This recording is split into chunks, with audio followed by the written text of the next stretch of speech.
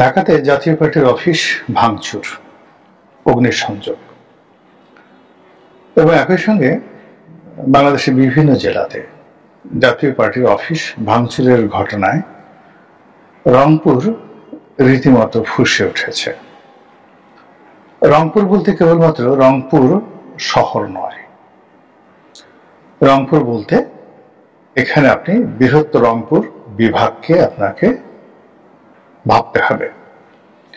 এবং এটা কোনো চারটিখানি বিষয় নয়, তার প্রমাণ সেই 1991 সনের যে নির্বাচন, সেই নির্বাচনে জাতীয় পার্টি প্রমাণ করে দিয়েছে।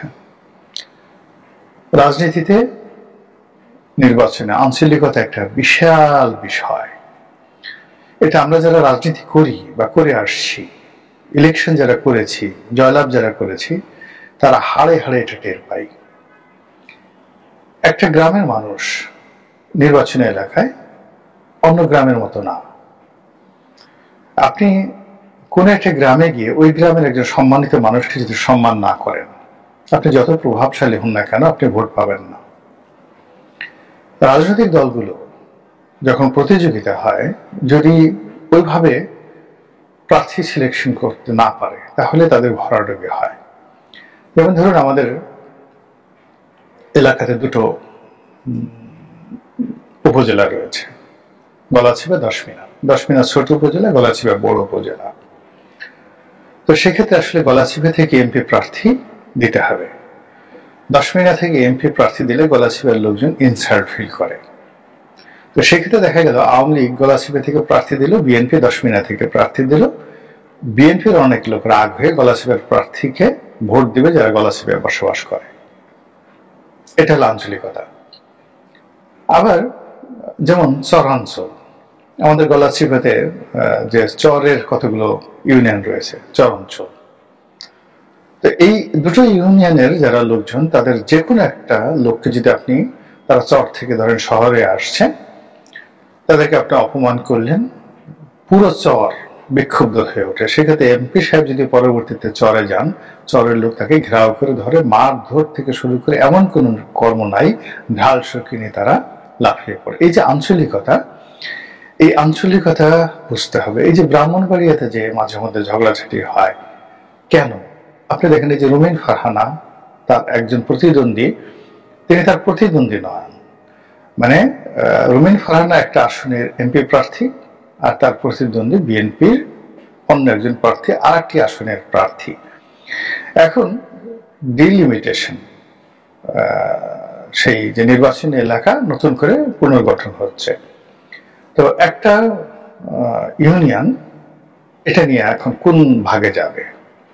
হয়তো রুমিনের পক্ষে দিকে ছিল, রুমিনের আসনের দিকে ছিল, এটা কেটে তার প্রতিপক্ষের দিকে নিয়ে যাওয়া হয়েছে, অথবা প্রতিপক্ষের ওখানে ছিল, রুমিনের দিকে নিয়ে আসা হয়েছে, আমি জানি না এক্স্যাক্টলি। কিন্তু দেখুন, এই একটা ইউনিয়ন নিয়ে এলাকার সেন্টিমেন্ট, জাতীয় সংসদ নির্বাচনে সেন্টিমেন্ট কোন পর্যায়ে যে নির্বাচন কমিশনে গিয়ে সেটা লঙ্কাকাণ্ডর মতো একটা মারামারি ঘটে গেল। এবং এই ঘটনা যদি এলাকায় হয়, সেটা আরো অনেক বেশি হয়। ধরুন, এটা কিন্তু জাতীয় সংসদ নির্বাচন, উপজেলাতে কিন্তু এটা সমস্যা হয় না।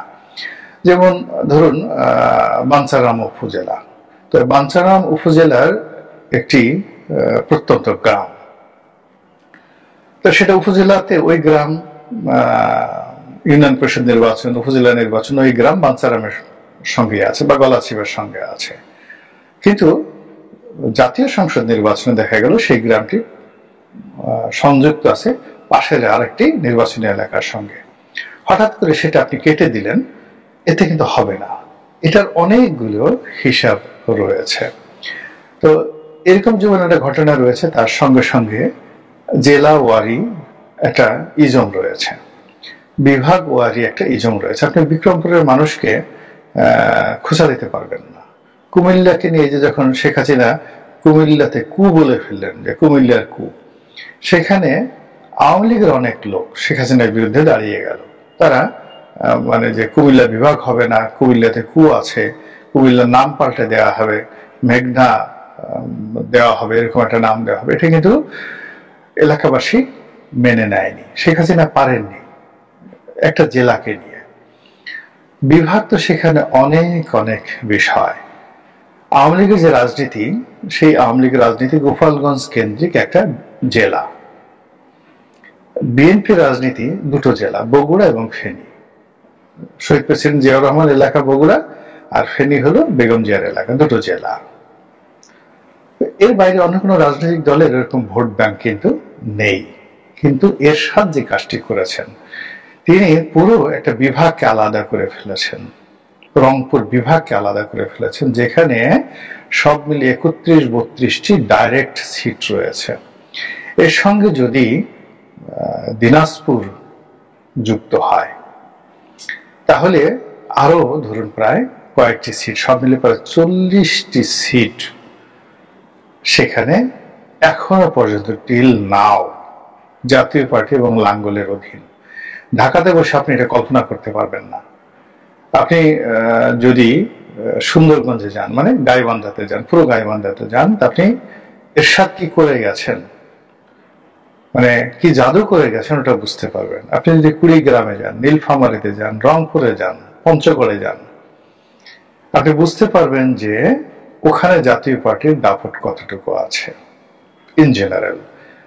আর এই দাপটটি আওয়ামী লীগের জমানাতে সুপ্ত ছিল, অথবা বিএনপি যদি ক্ষমতায় আসে ওটা সুপ্ত থাকবে, কিন্তু যখন নিউট্রাল হয়ে যাবে ওটা তখন সিমেন্টেড হয়ে যাবে, আর যখন বিক্ষুব্ধ হবে ওটা তখন রীতিমতো উত্তাল সাগরে পরিণত হয়ে যাবে। এখন ঢাকা শহরে যেভাবে জিএম কাদেরকে অপমান করা হয়েছে, এরশাদকে যেভাবে অপমান করা হয়েছে, এরশাদের ছবি বা তার যে মোরাল রয়েছে জাতীয় পার্টির অফিসে সেখানে যেভাবে জুতো পেটা করা হয়েছে, সেক্ষেত্রে আমি দেখলাম যে জাতীয় পার্টির যারা লোকজন ঢাকাতে এসে যেভাবে কান্নাকাটি করেছে এবং যেভাবে যাকে বলা হয় আলাদা হয়ে, মানে যেভাবে জাতীয় পার্টির নেতৃবৃন্দ ওখানে প্রতিক্রিয়া দেখিয়েছে, বিশ্বাস করেন এই সময়টাতে জাতীয় পার্টিকে ধরা হয় একটা মৃতপ্রায় দল, যার কোনো অস্তিত্ব নেই।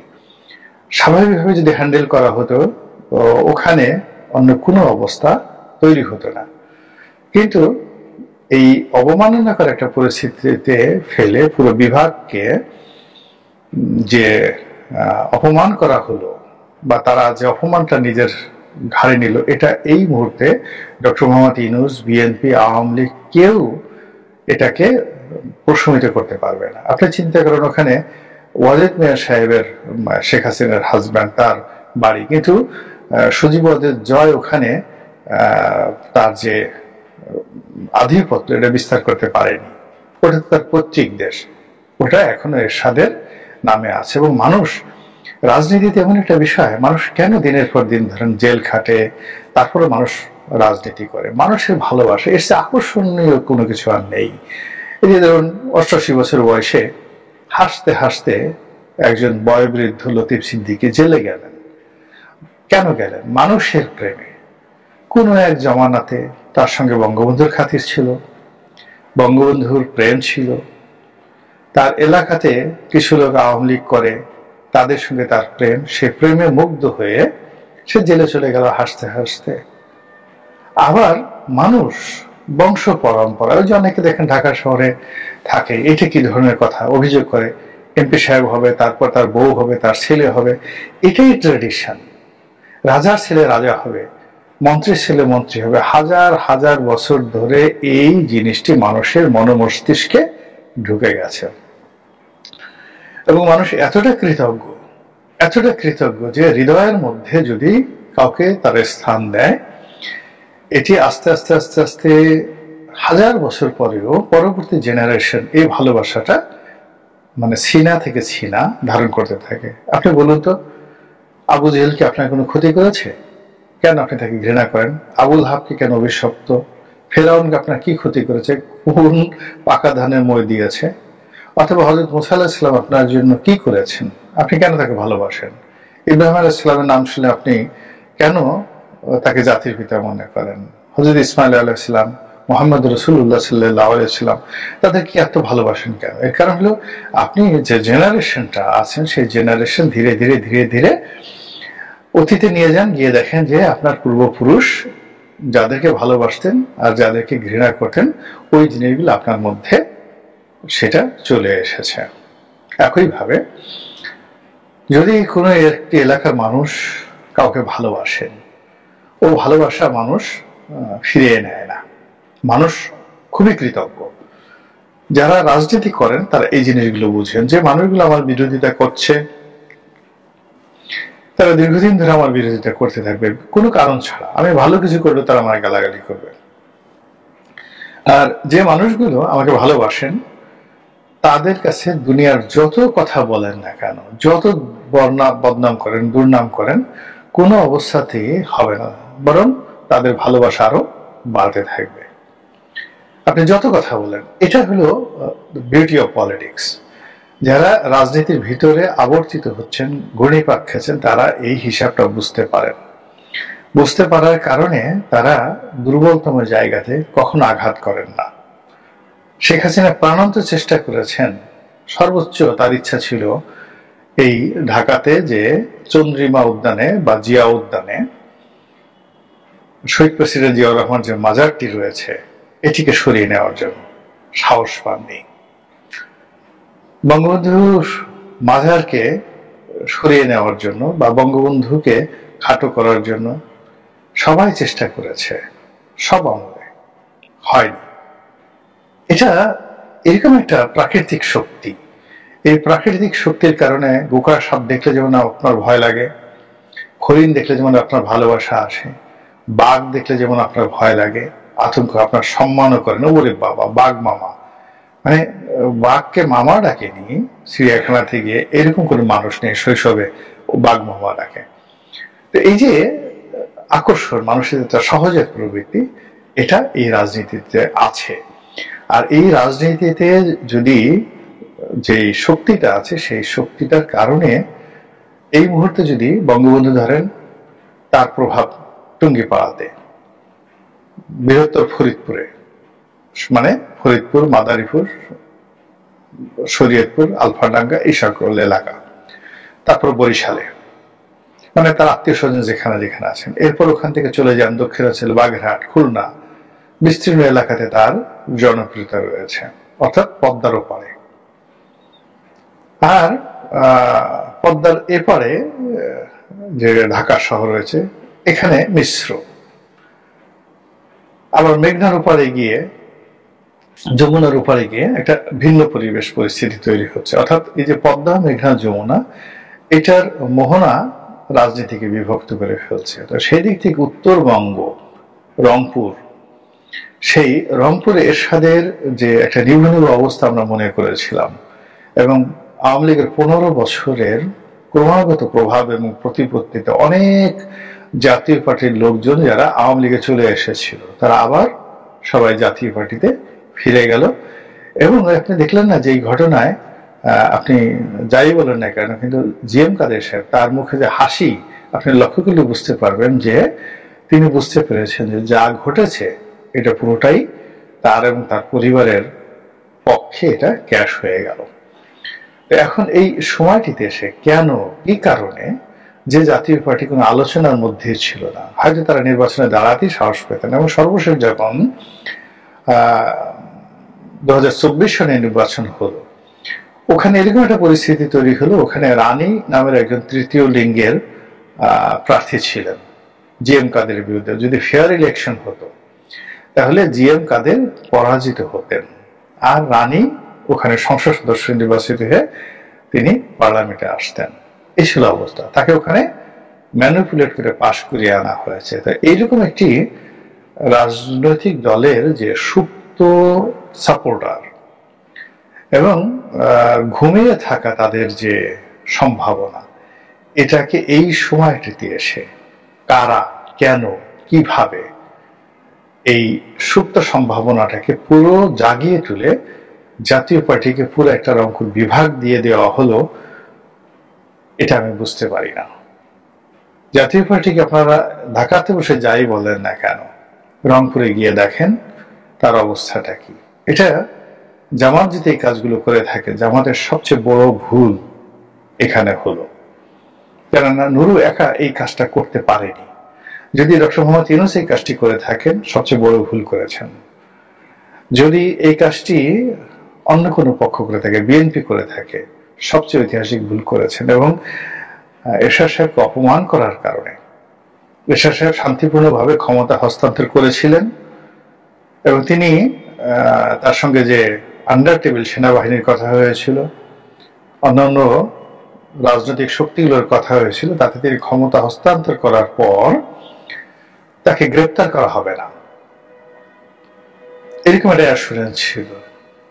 তো সেটা যখন করা হলো না, তাকে যখন জেলে নেওয়া হলো, তখন এই যে এবার যেভাবে রংপুর বিভাগ জেগে উঠেছে, ওবার মানে 1991 সালে জেগে উঠেছিল। এবং আপনারা জানেন যে জাতীয় পার্টি ইতিহাস তৈরি করেছিল ওই সময়টিতে। এরশাদ বিনা মানে বলতে গেলে মেজর মানে জেলখানা থেকে তিনি ইলেকশন করেছেন 5টি সিটে তিনি সংসদ সদস্য নির্বাচিত হয়েছেন। এবং জীবনের শেষ দিন পর্যন্ত কোন স্বৈরাচার বলতে পারবে না যে এরশাদের মতো এভাবে পরিণতি, মানে শেষ দিন পর্যন্ত তিনি এমপি হিসেবে মরেছেন এবং অপরাজিত। রাজনীতিতে এইরকম অপরাজেয় স্বৈরাচার কখনো আসেনি। তো এখন এইরকম একজন মানুষ, যার একটা ম্যাগনেটিক পাওয়ার ছিল, একটা বিভাগকে যিনি আলাদা করেছেন, যেখানে অন্যান্য রাজনৈতিক দল, বিএনপির মতো দল দুটো জেলায় প্রভাব দেখাতে পারে, আওয়ামী লীগের মতো একটি রাজনৈতিক দল মাত্র গোপালগঞ্জে এসে তাদের সমস্ত জনপ্রিয়তা সেন্ট্রালাইজড হয়ে গেছে, সেখানে পুরো রংপুর বিভাগটা যিনি মোহমুগ্ধ করে রেখেছেন, তো সেই রংপুর বিভাগটা এখন হঠাৎ করে কেন ঠেলে জাতীয় পার্টির দিকে দেওয়া হলো? সম্মানিত দর্শক, বাংলাদেশের প্রধান 3টি দল ডক্টর মোহাম্মদ ইউনূসের মতে বিএনপি, জামাত এবং এনসিপি। এখানে ডক্টর মোহাম্মদ ইউনূসের মতে বললাম এই কারণে যে এনসিপিকে তিনি বড় দল, গুরুত্বপূর্ণ দল মনে করছেন। কিন্তু আমরা জনগণ মনে করছি যে এখনো পর্যন্ত বাংলাদেশের 3 নম্বর গুরুত্বপূর্ণ দল হওয়ার জন্য এনসিপি এখনো পর্যন্ত সেই যোগ্যতাটা অর্জন করেনি। এটি গুরুত্ব পাচ্ছে, এর কারণ হলো এটি কিংস পার্টি, একটি ডক্টর মোহাম্মদ ইউনূসের নিজের দল। এজন্য সর্বক্ষেত্রে তাদেরকে অগ্রাধিকার দিয়ে, প্রিভিলেজ দিয়ে, যেটিকে আমরা বলি মাথায় করে নাচা বা মাথায় তুলে নাচা, সেই কাজ করে এই দলটিকে প্রতিষ্ঠিত তিনি করতে চাচ্ছেন। কিন্তু তার সর্বোচ্চ চেষ্টা গত 1 বছরে এখনো পর্যন্ত সফলতা তো পায়নি, উল্টো এই দলের অনেক নেতার সঙ্গে তার স্পষ্টতই মতবিরোধ তৈরি হয়েছে। তিনি অনেকে পছন্দ করছেন না, অনেকে তাকে পছন্দ করছেন না, এবং এই দলের যে অংশটি সরকারের মধ্যে আছেন উপদেষ্টা রূপে, তাদের সঙ্গে এবং এই দলের যারা রাজপথে আছেন তাদের সঙ্গে ইতিমধ্যে নানা রকম বিবাদ বিসংবাদ শুরু হয়ে গেছে। তো তিনি এই যে বৈঠক করলেন সাম্প্রতিক সময়ে, মূলত নুরুল হক নুরু, ডাকসুর সাবেক ভিপি, তিনি যে মর্মান্তিক লাঠি পেটার শিকার হয়েছেন এবং গুরুতর আহত হয়েছেন আইন শৃঙ্খলা রক্ষাকারী বাহিনীর পিটুনিতে। জনগণ পিটিয়েছে, তার প্রতিপক্ষ যারা আছে তারা জাতীয় পার্টির নাকি কোন দলের এখনো পর্যন্ত, যেহেতু মামলা হয়নি এখনো পর্যন্ত সেটা বোঝা যাচ্ছে না। দ্বিতীয়ত, আইন শৃঙ্খলা রক্ষাকারী বাহিনী, সেনাবাহিনী এবং পুলিশ এখানে বেদম প্রহার করেছে তাকে, এটা একেবারে স্পষ্ট। এখানে 3টি ঘটনা একসঙ্গে এখন সামনে চলে এসেছে। প্রথম হলো, কেন নুরু অলানে ছাড়েন, জাতীয় পার্টির অফিস দখল করতে গেল।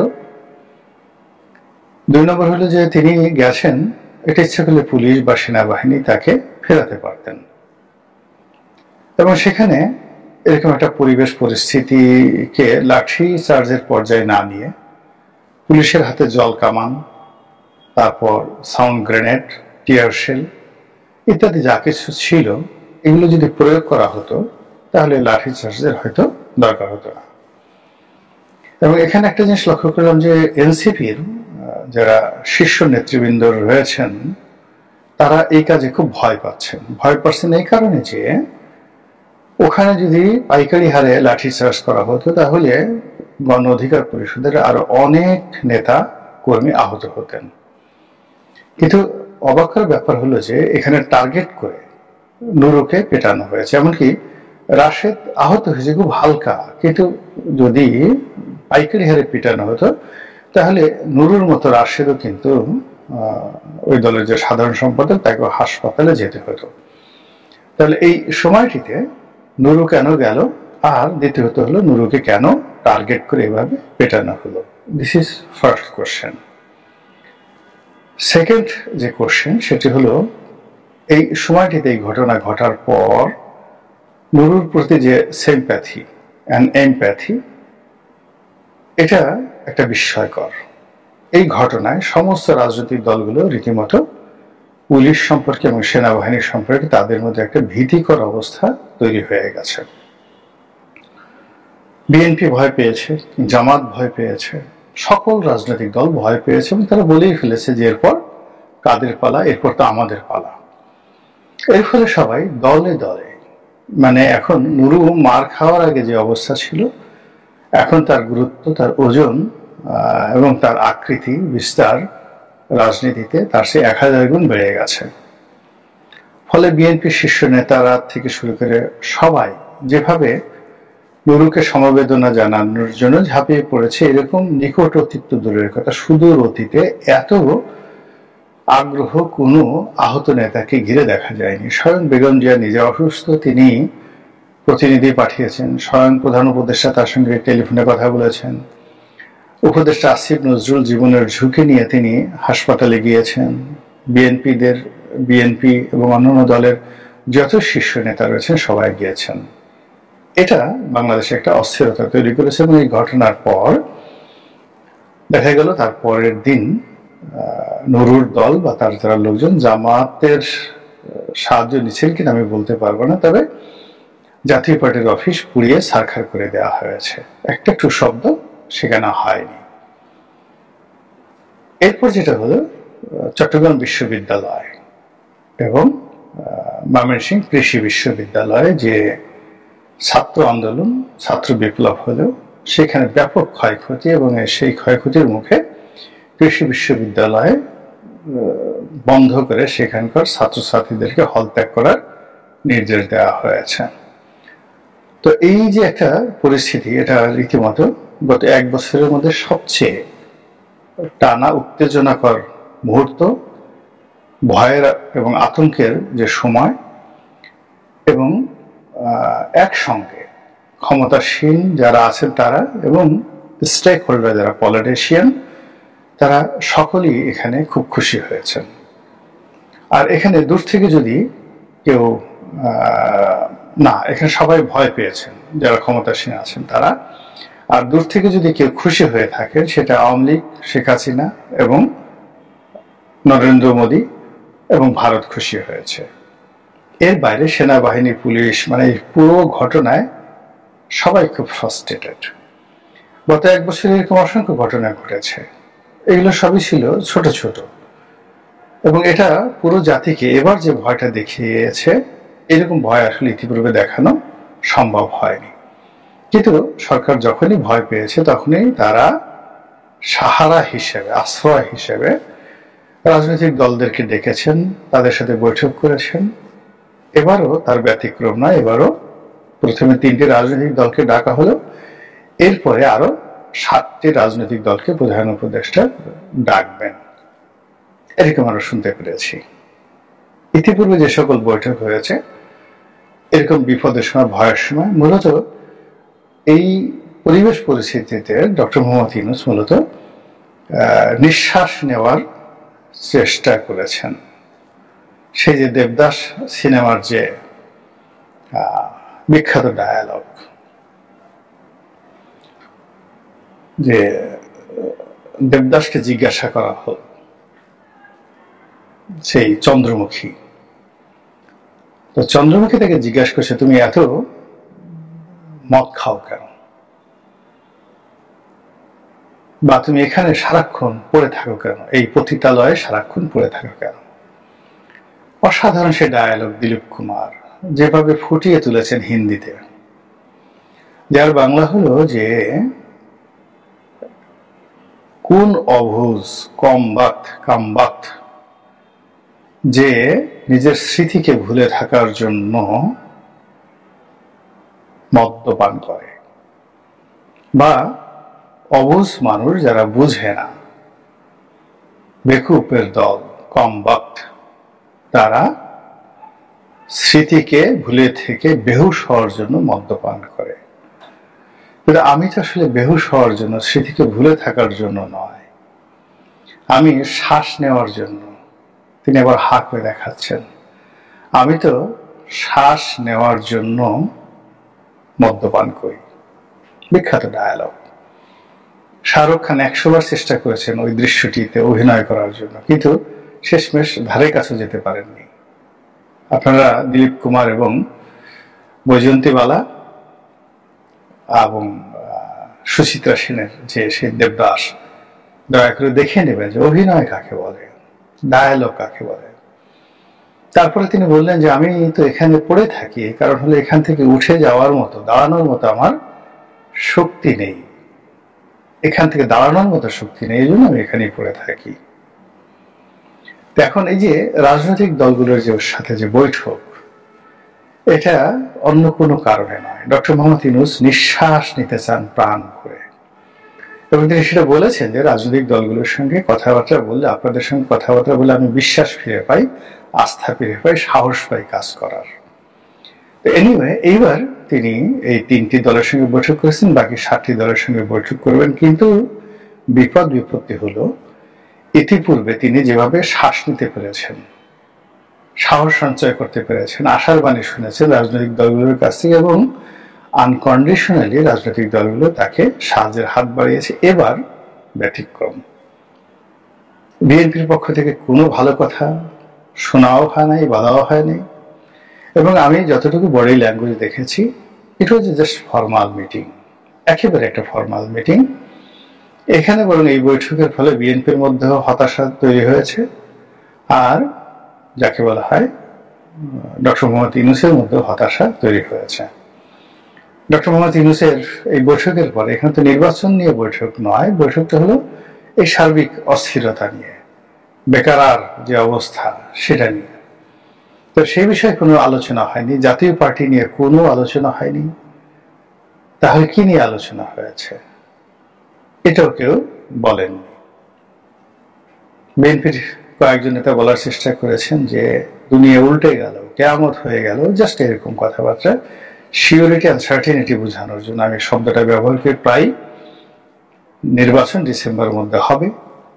আর ডক্টর মোহাম্মদ ইউনূসের যিনি মুখপাত্র রয়েছেন, তিনি বলেছেন যে পৃথিবীর কোনো শক্তি নাই, মানে বাংলাদেশ তো দূরের কথা, তিনি সারা পৃথিবীকে চ্যালেঞ্জ জানিয়েছেন, পৃথিবীর কোনো শক্তি নাই যে শক্তি জাতীয় পার্টির অফিসে সামনে দাঁড়িয়ে জাতীয় পার্টির অফিস রক্ষা করতে পারে নাই। সেই কোন শক্তি নেই যে শক্তি এই নির্বাচন থেকে সরকারকে বিরত রাখতে পারে বা নির্বাচনকে ভণ্ডুল এবং বানচাল করতে পারে। বুঝেন কত সুন্দর চমৎকার কথা। তো আমরা যেখানে একটা শক্তি দিয়ে আমরা পৃথিবীর, আমেরিকাকে চ্যালেঞ্জ জানাচ্ছি, পৃথিবীর কোনো শক্তি নাই, ভারতকে চ্যালেঞ্জ জানাচ্ছি, চীনকে চ্যালেঞ্জ জানাচ্ছি, পরাশক্তিকে চ্যালেঞ্জ জানাচ্ছি, দেশের সেনাবাহিনী থেকে শুরু করে সমস্ত রাজনৈতিক দল, বিএনপিকে চ্যালেঞ্জ জানাচ্ছি, আওয়ামী লীগকে চ্যালেঞ্জ জানাচ্ছি, জাতীয় পার্টি জামাতকে চ্যালেঞ্জ জানাচ্ছি, কারো বাবার সাধ্য নেই নির্বাচন বানচাল করার। অথচ যে শক্তির বলে, লড়াইয়ের বলে আমরা এই হুমকি দিচ্ছি, পুলিশ এবং মিলিটারির উপর ভিত্তি করে তারা জাতীয় পার্টির মতো একটা ক্ষুদ্র অফিস মাত্র 100-150 মবকারী বা যারা এই অফিস পুরাতে চায় তারা, যারা বিক্ষোভকারী তারা, তাদের মধ্যে দেয়াল হয়ে দাঁড়াতে পারেননি। অথবা মঞ্চ 71 নামক যে অনুষ্ঠানটি করা হলো ঢাকা রিপোর্টার্স ইউনিটিতে, সেখানে মাত্র 10-12 জন মবকারী, তাদের হাত থেকে সেই দেশের বরেণ্য কয়েকজন নাগরিক সহ 17 জন ব্যক্তিকে সরকার রক্ষা করতে পারেনি। এবং তাদেরকে অর্থাৎ মব করে দেখে খুশি করার জন্য তাদেরকে সন্ত্রাস দমন আইনে মামলা দিয়ে জেলে ঢুকাতে হয়েছে এবং তাদেরকে যে আবার রিমান্ডে আনবে, নর্মালি যেটি হয় এই ধরনের মামলায় রিমান্ড আনা হয়, সেটাও আনা হয়নি। বীর মুক্তিযোদ্ধা ফজলুর রহমান তার বাসার সামনে ৬-৭ জন তরুণ তরুণী 2 দিন ধরে যে মব তৈরি করলো, দেশের বিশাল সেনাবাহিনী দাঁড়িয়ে দাঁড়িয়ে দেখলো, মানে চেয়ে দেখলাম তুমি চলে গেলে, তো ওইরকম। সেখানে সেই শক্তির উপর বড়াই করে যখন কেউ হুমকি দেয়, ধামকি দেয়, তখন সেটা কতটা হাস্যকর হয়ে পড়ে, একথা বলতে আসলে আমার খুব শরম লাগছে। আমি যেটা বলতে চাই যে আসলে সম্পর্কটা এরকম, যেটা পলিটিক্যালি যারা লোকজন আছে তারা সবসময় সম্পর্কটা বজায় রাখে। আপনি বিপদে পড়বেন আর আমাকে ডাকবেন, আর আমি প্রতিবার গিয়ে আপনাকে সান্ত্বনা দিয়ে আসবো, আমার তো দায় থেকে নেই। আমাদের এই সমাজে মানুষ খুব বেশি কিছু চায় না। আপনি ধরুন আমার সঙ্গে আপনার একটা ভালো সম্পর্ক আছে, আমি একটা মন্ত্রী হলাম, আপনাকে ডাকলাম, ভাই আসেন, আমি তো মন্ত্রী হয়েছি, 1 কাপ চা খেয়ে যান। কখনো কোনো প্রয়োজন হলে আসবেন, আমার দরজা সবসময় আপনার জন্য খোলা। এতটুকু তো আপনি আমার কাছে আশা করেন। অথবা আপনি যদি মন্ত্রী হন, ভবিষ্যতে প্রধানমন্ত্রী হন, এতটুকু আশা করি, এর বেশি মানুষ আশা করে না। তো কাজে এই যে রাষ্ট্র ক্ষমতায় যারা বসেন, ক্ষমতার চেয়ারে বসেন, এই চেয়ারটা এত টলটল করে কাঁপে যে মানুষগুলো এই রাষ্ট্র ক্ষমতা পাওয়ার আগে বিশ্বাস করেন আমার মতো ক্ষুদ্র একজন মানুষের সাথে একটা টেলিফোন করে এসে বললো যে ভাই, বন্ধু বা শুভানুদ্দাহী, আপনার অফিসে একটু চা খেতে আসবো, এখনই আমার আসতে হবে, অথবা আপনি আমার বাসায় আসেন, অফিসে আসেন। এইরকম সাহস যাদের ছিল না, সেই মানুষগুলো একটা চেয়ারে বসার সঙ্গে সঙ্গে এমন একটা ভাব, আমি বা আমার মতো কোনো লোককে তারা কোনো জমানাতে চিনত, অথবা এই ধরনের কোনো একটা মানুষের সঙ্গে তার কোনো রকম প্রয়োজন থাকতে পারে, কথা বলার দরকার হতে পারে, এই পুরো জিনিসটি তারা বেমালুম ভুলে গেছেন। ফলে তাদের অনেক শুভানুধ্যায়ী আপনজন যারা তাদেরকে গত 15 বছর ধরে নানাভাবে আশ্রয় দিয়েছে, প্রশ্রয় দিয়েছে, তাদেরকে প্রমোট করেছে, তারা এই আপনজনদের তুচ্ছ এবং তাচ্ছিল্য এবং আপনজনদের যে সমালোচনার মুখোমুখি হয়েছে, যেটা তারা মোকাবেলা করতে পারছে না। আর রাজনৈতিক দলগুলোর সঙ্গে তো তাদের কোনো সম্পর্কই ছিল না, আমি সিভিল সোসাইটির কথা বললাম। তো সেই রাজনৈতিক দলদেরকে যারা একাধিকবার ক্ষমতায় এসেছেন, জাতীয় পার্টি বলেন, জামাত বলেন, বিএনপি, আওয়ামী লীগ, এরা তো বছরের পর বছর স্বাধীনতার পরে সেই লাস্ট 58 ইয়ার্স বা 56 ইয়ার্স, 56 বছর ধরে, 54 বছর ধরে বা 55 বছর ধরে, বারবার ভুল হয়ে যাচ্ছে হিসাবে, 1971 থেকে 2025, 54 বছর। 54 বছরের মধ্যে এই জামাত বিএনপির সঙ্গে যুগপৎভাবে, জাতীয় পার্টি এককভাবে, আওয়ামী লীগ এককভাবে, বিএনপি এককভাবে, আর জামাতের সঙ্গে একবার যুগপৎভাবে এই রাষ্ট্রটা পরিচালনা করেছেন 54 বছর। আর আপনি মাত্র 12 মাসে এসে মানে এত অভিজাত হয়ে গেলেন যে এই রাজনৈতিক দলগুলোকে আপনি মনে করছেন যারা খেলনার পুতুল, আপনি ডাকলে সেখানে যাবেন আর আপনার কথা মতো তারা লেফট রাইট করবে। এটা হয় না। ফলে যা হবার, ধীরে ধীরে ধীরে ধীরে ডক্টর মোহাম্মদ ইউনূস এবং তার যারা লোকজন রয়েছেন, তাদের মান সম্মান, তাদের গুরুত্ব রাজনৈতিক দলগুলোর নিকট কমে যাচ্ছে। এখন তারাও চোখ উল্টানি দিচ্ছে, তারাও নানা রকম নেতিবাচক কথাবার্তা বলছে, এবং আগে যেভাবে ব্ল্যাঙ্ক চেক দিয়েছিল সেই ব্ল্যাঙ্ক চেক কিন্তু এখন আর তারা দিচ্ছে না। ফলে এই যে এই সময়টিতে যে ঘটনা ঘটলো, এর নেপথ্যে কি খেলাধুলা আছে আমি জানি না, কিন্তু ঘটনা যেভাবে ঘটেছে এর পুরোটাই সরকারের জন্য বুমেরাং হয়ে পড়েছে। এবং এখন সরকার বৈঠকের নামে যা কিছু করছে, এতে তার 2 পয়সা লাভ হবে না, বরং এই পরিস্থিতি, পুরো পরিস্থিতি তারা যেভাবে উল্টান কিংবা পাল্টান না কেন, এটি তাদের প্রতিকূলে চলে যাবে বলে আমি মনে করি। মহান আল্লাহ আমাদের সবাইকে হেদায়েত দান করুন এবং হেফাজত করুন। আসসালামু আলাইকুম ওয়া রাহমাতুল্লাহি ওয়া বারাকাতুহু।